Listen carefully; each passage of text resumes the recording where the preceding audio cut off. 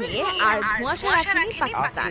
মুখ খুলে স্পষ্ট করে সরাসরি যুদ্ধ ঘোষণার মতো এক বার্তা দিয়ে দিল সেনাপ্রধান জেনারেল আসিম মনির। ১৩ লাখ ভারতীয় সেনার দিকে তাকিয়ে তিনি বলেছেন, তাদের আমরা ভয় পাই না। কাশ্মীর আমাদের ছিল, আছে, থাকবে। প্রয়োজনে 10টা যুদ্ধ করব, তবুও কাশ্মীর ছাড়ব না। এবং এই বক্তব্য প্রকাশ্যে এসেছে মাত্র কিছুক্ষণ আগে। ভারতীয় গোয়েন্দা মহল, দিল্লির নীতি নির্ধারক মহল এখন কার্যত স্তব্ধ।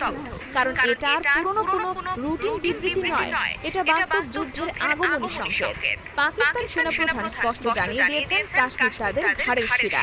এই শব্দ চয়নে যথেষ্ট বুঝতে এবার পাকিস্তান আর কূটনীতির পেছনে লুকিয়ে থাকবে না। আর এই ঘোষণার গভীরে আছে ইতিহাস, আবেগ আর রাজনীতি, যেখানে মোদির ভারত এখন চাপে, কৌশলে পরাজিত এবং সবচেয়ে ভয়ঙ্কর ভিতরের আতঙ্কে বিপর্যস্ত।